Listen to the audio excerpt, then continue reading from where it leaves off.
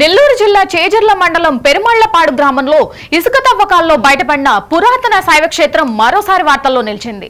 ఆనం రామనారాయణ రెడ్డి దేవాదాయ శాఖ మంత్రి కావడంతో మళ్లీ చర్చలు ఊపందుకున్నాయి. గత ప్రభుత్వంలో లాక్డౌన్ ఆలయ పటిష్టత దృష్ట్యా ఆలయ ప్రవేశాన్ని దేవాదాయ శాఖ నిలిపివేసింది.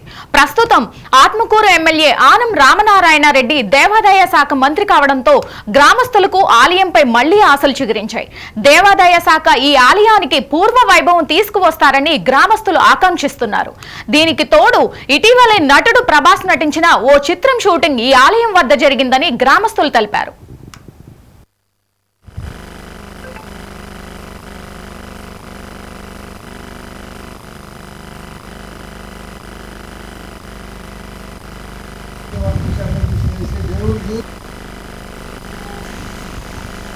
పెరుమళ్లపాడు గ్రామం, చేజర్ల మండలం, నెల్లూరు జిల్లా.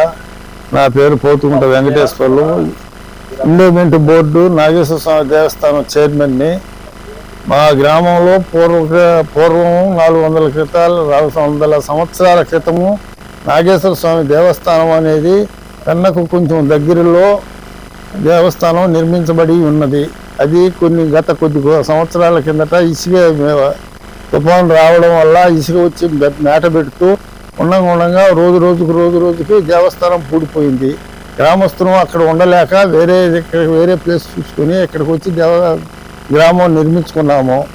తరువాత ఆ దేవస్థానాన్ని తీసుకొచ్చి ఇక్కడ పునరుద్ధరణ చేయాలంటే గ్రామస్తులకి శక్తి చాలక దాన్ని అక్కడే వదిలేశారు. దాంట్లో దొంగలు పడేయని తిరగదిప్పారు.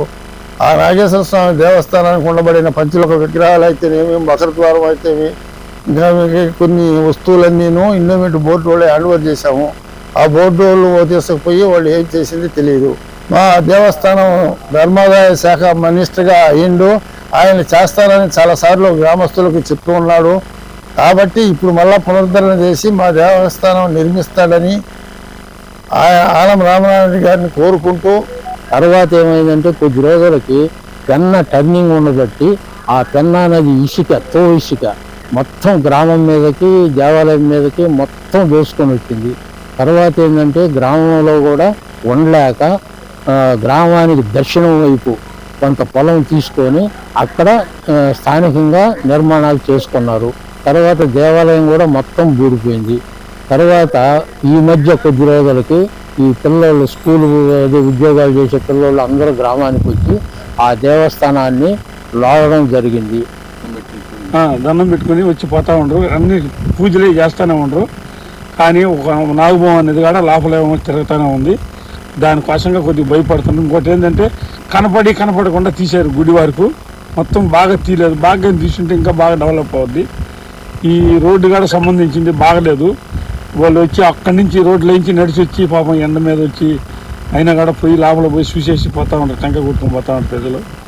అప్పుడు ఏమంటే ఆ గుడి ఇసుక మేట పెట్టిపోయి అంతా బూడిపోయినది. ఆయన బూడిపోయిన దానివల్ల 80 ఏళ్ళకి మన పిల్లవాళ్ళు ఏమంటే పోయి దాన్ని చూసినారు.